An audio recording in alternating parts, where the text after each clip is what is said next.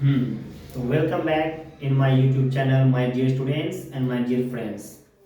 तो चलिए हम लोग शुरू करते हैं आज के एक नए टॉपिक के साथ। और टॉपिक का नाम जो है वो लिखा गया है आपका टेंस।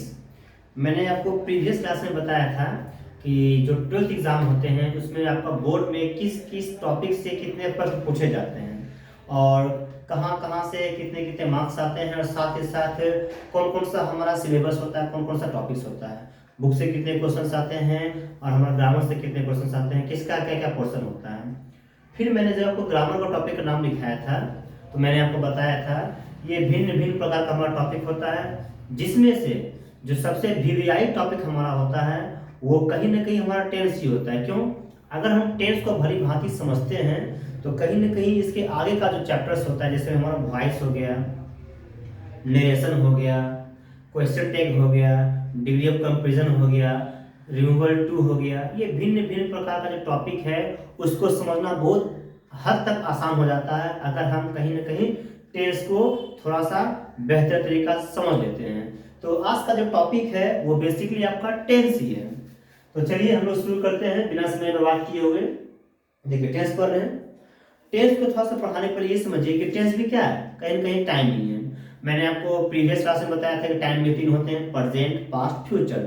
बीता हुआ समय को हम लोग पास्ट टाइम में बोलते हैं, और जो चल रहा है उसे हम लोग प्रेजेंट टाइम में बोलते हैं, और जो अभी के बाद होगा उसे क्या कहते हैं, फ्यूचर टाइम में बोलते हैं। उसी प्रकार टेंस भी क्या है, ये हमारा टाइम ही होता है। तो चलिए शुरुआत करते हैं समझने के लिए कि इसका परिभाषा आप क्या बोल सकते हैं और क्या होता है। टेंस को अगर हम लोग हिंदी करते हैं तो इसका हिंदी हम लोग कर सकते हैं काल। ये है क्या, देखिए अगर हम परिभाषा के बारे में बात करते हैं तो परिभाषा लिखा गया है इसका कि टेंस क्या है, टेंस इज द स्टडी, ये क्या है, अध्ययन होता है। टेंस इज द स्टडी किसका, of the different forms. Different form मतलब क्या हो गया, किसका, वर्ब्स का। समझे? टेंस क्या है, तो टेंस मतलब काल क्या होता है, क्रिया के भिन्न भिन्न रूप।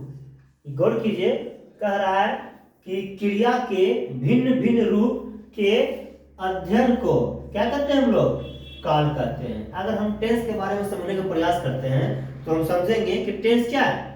Tense is the study of the different forms of the verb, यानी बेसिकली जो हमारे वर्ब्स होते हैं ये वर्ब का, क्रिया का भिन्न भिन्न रूप है। समझे ना? टेंस और कुछ नहीं है, सिर्फ और सिर्फ क्रिया का अध्ययन है कि कहां पर किस क्रिया का कौन सा रूप आना है। समझे ना? किस किस क्रिया का कौन कौन सा रूप का प्रयोग कहां कहां पर किया जाता है, ये जो अध्ययन करते हैं इसी को ही हम लोग क्या कहते हैं, टेंस कहते हैं, सिंपली वे में। तो इसीलिए आगे क्या लिखा गया है कि ए वर्ब हैज 5 फॉर्म्स, कि क्रिया कितने रूप होते हैं, 5 रूप होते हैं। गौर कीजिएगा, हम जितना भी क्रिया पढ़ते हैं वो क्रिया क्या होता है, उसका 5 रूप होता है। अगर हम बात करते हैं प्रीवियस पार्ट्स ऑफ स्पीच, ये आपके होते हैं noun, pronoun, adjective, verb, adverb, preposition, conjunction, interjection. इन 8 में से जो सबसे वीवीआई टॉपिक है वो हमारा क्या आ गया, वर्ब, जो कि मैंने प्रीवियस क्लास में डाला था वर्ब को लेके। वर्ब कितने होते हैं, 24 हेल्पिंग वर्ब। आज जो हम लोग पढ़ने जा रहे हैं वो आपका क्या आ रहा, मेन वर्ब आ रहा। हेल्पिंग वर्ब आपका 24 होते हैं, इज, एम, आर से लेके कैन, कुड, शुड, वुड तक वो 24 होते हैं। बट आज जो हम पढ़ने जा रहे हैं वो आपका हो गया मेन वर्ब। मेन वर्ब वो समझिए जो हमारा काम को दर्शाता है। इसमें भी मेरा हाथ टर्न हो रहा है, मैं बोल रहा हूं, आप लोग देख रहे हैं, मैंने लिखा, आप लोग आए, उसने शादी कर लिया, वह मुझसे बात करता है, करना काम आ रहा, खेलना काम आ रहा, नाचना काम आ रहा, उछलना काम आ रहा। तो ये जो भिन्न भिन्न प्रकार का काम होता है मेन वर्ब, उसी का ये लोग अध्ययन करने जा रहे हैं कि वो जो क्रिया है उस क्रिया का कौन सा रूप आने वाला है। बाकी अगर हम बोलते हैं एम, एम का 5 रूप नहीं है, एम एम एम ऐसा नहीं करते हैं। अगर हम बात करते हैं सेल, सेल का 5 रूप नहीं होता है। अगर हम बात करते हैं शुड का 5 रूप नहीं होता है। अगर हम बात करते हैं जो भी क्रिया, वाज, वाज का वाजिंग नहीं करते हैं। तो जो हमारे हेल्पिंग वर्ब होते हैं वो बेसिकली हेल्प की तरह काम करता है, सहायता करता है। क्रिया का नाम लिखा है सहायक क्रिया, बट ये हमारा क्या है, मेन वर्ब। तो ये कहना क्या चाह रहा है, क्रिया का भिन्न भिन्न रूप, और क्रिया कितने होते हैं, 5। जो भी हमारा मेन वर्ब होता है उस मेन वर्ब का 5 रूप होता है। नाम क्या क्या है आपका, गौर करते हैं। V1, V1 को हम लोग कहते हैं प्रेजेंट टेंस, क्या कहते हैं, किसी भी क्रिया का फर्स्ट फॉर्म को हम लोग बोलते हैं प्रेजेंट टेंस। किसी भी क्रिया का V2 मतलब second form of the verb, क्रिया का सेकेंड फॉर्म को हम लोग क्या कहते हैं, पास्ट टेंस। आगे हमारा है V3 मतलब the third form of the verb, किसी भी क्रिया का तीसरा रूप हम लोग कहते हैं पास्ट पार्टिसिपल। ये आपका V4 को हम लोग क्या कहते हैं, द फोर्थ फॉर्म, फोर मतलब चौथा, किसी भी क्रिया का चौथा रूप को, किसी भी क्रिया का चौथा रूप को हम लोग क्या कहते हैं, V4 कहते हैं। और इसे हम लोग प्रेजेंट पार्टिसिपल भी कहते हैं। And the last one V5 मतलब किसी भी क्रिया का पांचवा रूप, the fifth form of the verb, क्रिया का पांचवा रूप को हम लोग कहते हैं V5 फॉर्म। इसे हम लोग S और ES फॉर्म भी कहते हैं। अब ये समझिए कि इसे हम लोग ING फॉर्म भी कहते हैं। क्यों कहते हैं, थोड़ा समझने का प्रयास करते हैं। देखिए, अगर हम पहला बोल रहे हैं गो मतलब क्या होता है, सबको पता है, गो मतलब जाना। तो जाना, इसका V2 क्या आ गया, वेंट। इसका V3 क्या होता है, गोन। इसका V3 क्या होता है, गोइंग। इसका V5 क्या होता है, गोज। ये क्रिया आ रहा है कहीं पर V1 V2 V3 V4 V5। आगे है प्ले मतलब क्या होता है, सबको पता है, खेलना, I play in the field. इसका V2 क्या आ रहा है, प्लेड। इसका थर्ड फॉर्म क्या आ रहा है, प्लेड। इसका फोर्थ फॉर्म क्या आ रहा है, प्लेइंग। इसका फिफ्थ फॉर्म क्या आ रहा है, प्लेस। उसी प्रकार पुट मतलब क्या होता है, रखना। पुट का V2 भी पुट, V3 भी put, V4 putting, V5 puts. आगे हमारा बाय मतलब क्या होता है, खरीदना। तो बाय का V2 क्या आ रहा है, बाउट। V3 भी बाउट, V4 भी बाइंग और V5 बाइज। समझे ना, यहाँ पर हो जाता है बाउट। ईट मतलब क्या आता है, खाना। V2 क्या आ रहा है, ईट। V3 क्या आ रहा है, ईटेन। V4 क्या आ रहा है, ईटिंग। और V5 क्या आ रहा है, ईट्स। यानी ये जो क्रियाएं हैं, भिन्न भिन्न क्रिया। आगे हमारा क्या है, शट मतलब बंद करना, शट द डोर, दरवाजा बंद कर दो। V2 क्या आ रहा है, शट। V3 क्या आ रहा है, शट। V4 शटिंग और V5 शट्स। आगे लव मतलब प्यार करना। V2 क्या आ रहा है, लव्ड। V3 भी loved, V4 loving, V5 loves. तो समझना ये है कि जो भी क्रिया का जो हमारा फोर्थ फॉर्म है उससे हम लोग ING फॉर्म करते क्यों है, क्यों, क्योंकि जो भी क्रिया होता है उसके चौथे रूप में सिर्फ और सिर्फ हम ING लगा देते हैं। जैसे गो था, गो क्या आ गया, ING जोड़ दिए, गोइंग। प्ले था, ING जोड़ दिए, प्लेइंग। पुट था, ING जोड़ दिए, पुटिंग। बाय है, ING जोड़ दिया गया है, बाइंग। ईट है, ING जोड़ दिया गया है, ईटिंग। शट है, ING जोड़ दिया गया है, शटिंग। एंड लव में ING जोड़ दिया गया है, लविंग। यानी किसी भी क्रिया क्यों ना हो, कोई भी मेन वर्ब, किसी भी मेन वर्ब का अगर चौथा रूप के बारे में हम बात करते हैं तो किसी भी क्रिया का जो फोर्थ फॉर्म होता है उससे हम लोग ING फॉर्म करते हैं, क्योंकि उसमें कुछ नहीं करना पड़ता, सिर्फ और सिर्फ उसमें हम लोग ING लास्ट में ऐड करना पड़ता है और बन जाता है चौथा रूप। जैसे हम डांस का डांसिंग, राइट का राइटिंग, जंप का जंपिंग, कम का कमिंग, गो का गोइंग। समझे ना, कोई भी क्रिया आप ले लो उसका क्या कर देंगे हम, ING जोड़ देंगे। और पांचवा रूप को SES फॉर्म क्यों करते हैं, क्योंकि इसमें सिर्फ और सिर्फ जो भी हमारा V1 होता है उसका S या ES लगाते हैं। देखिए गो का क्या आ रहा है, ES जोड़ दिया गया है, गोस। प्ले सिर्फ S जोड़ दिया गया है, प्लेस। पुट सिर्फ S जोड़ दिया गया है, पुट्स। आगे बाय सिर्फ S जोड़ दिया गया है, बाइस। ईट मतलब खाना, सिर्फ S जोड़ दिया गया है, इट्स। आगे देखिए शर्ट, सिर्फ S जोड़ दिया गया है, शर्ट्स। एंड आगे है लव, सिर्फ S जोड़ दिया गया है, लव्स। ये पहले था इसमें। तो किसी भी क्रिया का जो पांचवा फॉर्म होता है, पांचवा फॉर्म को हम लोग S और ES फॉर्म इसीलिए करते हैं क्योंकि इसका पांचवा रूप बनाने के लिए सिर्फ और सिर्फ या तो S लगाते हैं या तो ES लगाते हैं। तो समझना ये है कि हम किसी भी क्रिया का सेकेंड फॉर्म और थर्ड फॉर्म को याद नहीं करते हैं। क्यों, क्योंकि बहुत ही इजी है। चौथा रूप होगा तो ING लगेगा, पांचवा रूप हो जाएगा तो क्या कर देंगे, S लगा देंगे। जैसे मैं मिनिमाइज, तो क्या कर देंगे, मिनिमाइजिंग। और यहाँ पर क्या कर देंगे, मिनिमाइजेस। आगे हमारा है हेल्प का हो जाएगा हेल्पिंग, यहाँ क्या हो जाएगा, हेल्प्स। आगे कहते हैं क्या कहते हैं, सी का सीइंग, यहाँ कर देंगे सीज। आगे है क्या कहते हैं, कुछ भी भारी से भारी, आसान से आसान, समझे ना, थ्रो क्या कर देंगे, थ्रोइंग। और यहाँ क्या कर देंगे, थ्रोस। शूट मतलब रिकॉर्डिंग करना, तो शूटिंग, यहाँ कर देंगे शूट्स। मारना का बीट को क्या कर देंगे, बीटिंग, यहाँ क्या कर देंगे, बीट्स। यानी किसी भी क्रिया का चौथा रूप और पांचवा रूप को याद नहीं करना पड़ता, बस ING फॉर्म समझना होता है और ES फॉर्म। याद जो हमको करना होता है वो सिर्फ और सिर्फ V2 और V3 का करना पड़ता है। इसी पर हमारा पूरा थोड़ा सा काम हो जाता है समझने के लिए। तो जितने भी वर्ब होते हैं उसको हमको V2 और V3 को याद करना पड़ता है, बाकी सब आसान है। गौर करने की बात यह है कि हम जब आगे बोलेंगे तो बोलेंगे V1 क्रिया का सेकेंड फॉर्म, क्रिया का थर्ड फॉर्म। आप ये समझिएगा अगर हम थर्ड फॉर्म भी बोल रहे हैं तो कहना क्या चाह रहे हैं, पास्ट पार्टिसिपल फॉर्म। जैसे में अगर हम बात करते हैं बाय, बाय का हमारा पास्ट टेंस क्या आ गया, तो बाउट। अगर हम बात करते हैं गो, गो का पास्ट टेंस क्या हो गया, तो वेंट। और गो का पास्ट पार्टिसिपल गोन। ईट, ईट का पास्ट पार्टिसिपल मतलब V2 या V3, V3। तो ईट का V3 का जो पास्ट पार्टिसिपल ईटन हो जाएगा।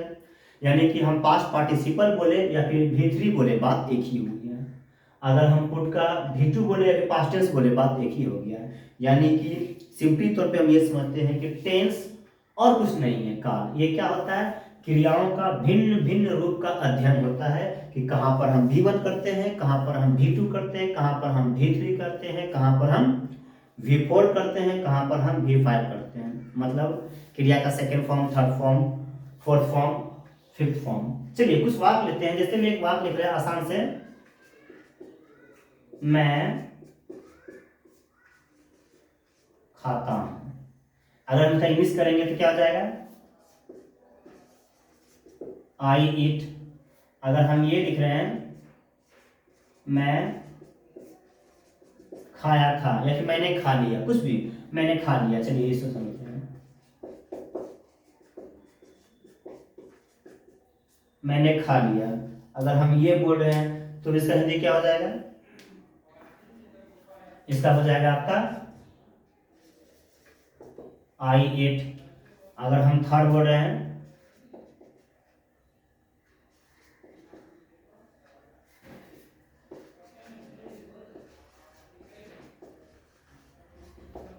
मैं खा चुका हूं, या फिर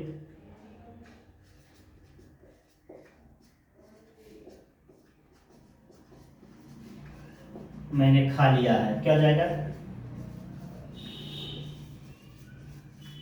आई हैव ईटेन। चौथा अगर हम बोलते हैं, मैं खा रहा हूं, क्या बोलना पड़ेगा, आई एम ईटिंग। और लास्ट,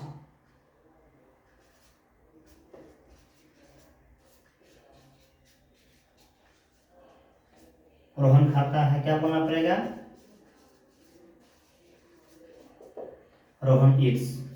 अब समझने की बात यह है कि हम जो 5 वाक्य लिखे हैं, ये क्यों लिखा गया है, क्योंकि क्रिया कितने रूप होते हैं, तो क्रिया के 5 रूप होते हैं। तो चूंकि क्रिया का जब 5 रूप होता है तो इसीलिए मैंने 5 वाक्य लिखा है। पहला है मैं खाता हूं, काम क्या आ रहा है, बेसिकली आपका एक्शन, वो आपका खाना आ रहा है। आगे दूसरा वाक्य लिखे, मैंने खाया था या फिर मैंने खा लिया, इस सब में काम क्या आ रहा है, खाना ही आ रहा है। मैं खा चुका हूं या फिर मैंने खा लिया है, यहाँ भी काम क्या आ रहा है, खाना ही आ रहा है। यहाँ भी हमारा सेम क्रिया आ रहा है।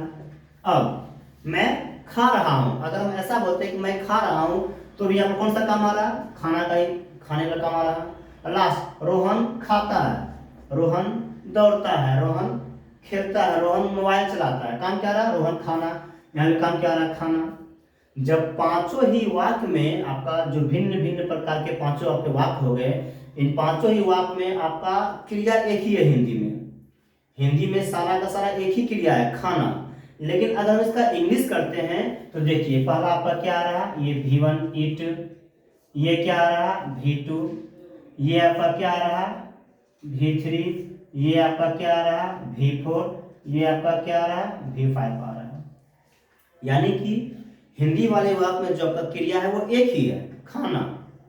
लेकिन अगर हम इसका इंग्लिश करते हैं तो इंग्लिश करने के दौरान गौर कर रहे हैं, कहीं पर हमारा V1 आ रहा है, कहीं पर हमारा V2 आ रहा है, कहीं पर हमारा V3 आ रहा है, कहीं पर हमारा V4 आ रहा है, कहीं पर हमारा V5 आ रहा है। तो ये जहां पर V1 होना चाहिए वहां पर V1 ही करेंगे, V2 नहीं कर सकते हैं। एग्जाम्पल स्वरूप, मेरी माँ खाना पकाती है, कभी बोल सकते हैं मेरी माँ खाना पकाता है, बोलने बनेगा, कभी नहीं बोल सकते हैं। मेरे भैया बाजार जाती है, बोलने बनेगा, मेरे भैया बाजार जाती है, नहीं बोलना पड़ेगा, क्या बोलना पड़ेगा, मेरे भैया बाजार जाता है या फिर मेरे भैया बाजार जाते हैं, ऐसा बोलना पड़ेगा।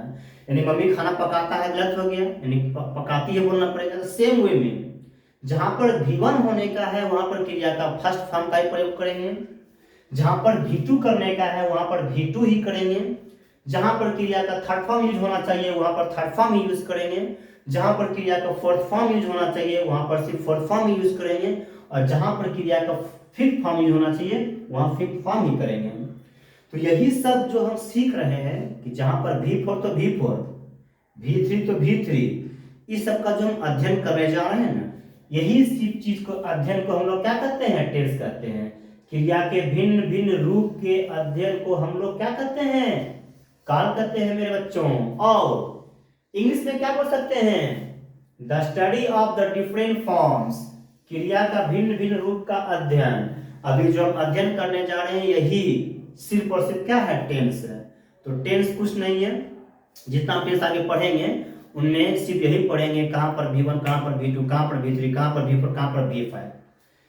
तो ये वीडियो आई होप सभी लोग को बेहतर समझ में आया होगा कि कहना क्या चाह रहे हैं हम, क्योंकि यह एक ऐसा लेसन है जिसको अगर आप भली भांति समझ जाते हो, आगे आने वाले हर एक लेसन को इजीली समझ पाइएगा। इंग्लिश समझना हो, इंग्लिश बोलना हो, या फिर इंग्लिश स्पोकन करना हो, कुछ भी क्यों ना हो, अखबार पढ़ते हैं हम, लिटरेचर बुक पढ़ते हैं, समझना एकदम आसान होगा अगर हम इस लेसन को समझ जाते हैं। तो थोड़ा सा बात करते हैं डिफिनेशन को लेके। कहा गया है the tense is the study of the different forms of the verb, क्रिया का भिन्न भिन्न रूप के अध्ययन को हम लोग काल करते हैं। देखिए होता क्या है, सिंपली तौर पे जो परिभाषा होता है वो एकदम सिंपल होना चाहिए, लेकिन भिन्न भिन्न प्रकार के जो राइटर्स हमारे होते हैं, लेखक, वो उसी परिभाषा को थोड़ा सा और रूप भिन्न भिन्न रूप देकर भिन्न भिन्न प्रकार से व्यक्त करते हैं। तो ऐसा नहीं है कि आप कहीं और पढ़े होगे या आप कहीं और पढ़िएगा तो वह सही होता है और यह गलत है। ऐसा है कि यह भी सही है और वह भी सही होगा, समझे ना। हम अपने तरफ से आपको बता रहे हैं एकदम द इजीएस्ट वे, आसान से आसान भाषा में। ऐसा नहीं कि यही सही होता है, इसके अलावा भी भिन्न भिन्न प्रकार के हमारे डेफिनेशन होते हैं, हम उनको भी समझेंगे, समझे ना। और बेसिकली अभी हम जो बता रहे हैं ये बता रहे हैं। तो आई होप सभी लोग को उसमें आ गया होगा कि हमारा क्रिया क्या होता है। कुछ हम वर्ब बोलते हैं, जैसे हम बोलते हैं क्या कहते हैं, बंद करना, बंद करना क्या बोलते हैं, लॉक। अब इसका भी पर क्या हो जाएगा बताइए तो, लॉकिंग। भी फैक्ट क्या कर देंगे, लॉक्स। खोलना, दरवाजा खोलना क्या कहते हैं, ओपन द गेट। ओपन का भी पर क्या कर देंगे हम लोग, ओपनिंग। भी फैक्ट क्या कर देंगे, ओपन्स। लेकिन V2 क्या करेंगे, V3 क्या करना पड़ेगा, ओपेंड होता है। अब समझिए, देखिए अगर हम इन चारों के बारे में बात करते हैं, इन चारों में तो वर्ब को भी दो भागों में बांटते हैं, एक जिसका V2 और V3 ईडी से हो। अगर इंग्लिश ग्रामर के बारे में बात करते हैं तो 100% में से आपके 99% जो वर्ब होते हैं ना, तो इसका V2 और V3 में डी या ईडी लगा रहता है। चौथा और पांचवा को पढ़ना नहीं है क्योंकि इसमें ING और एस लगता है। अब देखिए ये एक ऐसे वर्ब बताएं, सट मतलब बंद करना, जिसका V1, V2, V3 समान है, समझे। ईट मतलब खाना, इसका V1, V2, V3 तीनों अलग अलग है, ईट एट ईटन। बाय मतलब खरीदना, इसका V1, V2, V3। देखिए बाय, बाउट, बाउट, ये V2 और V3 समान आ रहा है, लेकिन D और ED से समाप्त नहीं हो रहा। तो वर्ब को अगर आप उस दृष्टिकोण से देखेंगे तो दो प्रकार से डिवाइड करते हैं। एक को बोलते हैं रेगुलर वर्ब जो बेसिकली D या ED से समाप्त हो, और एक को कहते हैं इरेगुलर वर्ब जो कि तीन प्रकार से बटा होता है। एक जिसका तीनों फॉर्म समान हो, सट सट सट। एक जिसका तीनों फॉर्म एकदम अलग अलग हो, ईट एट ईटन।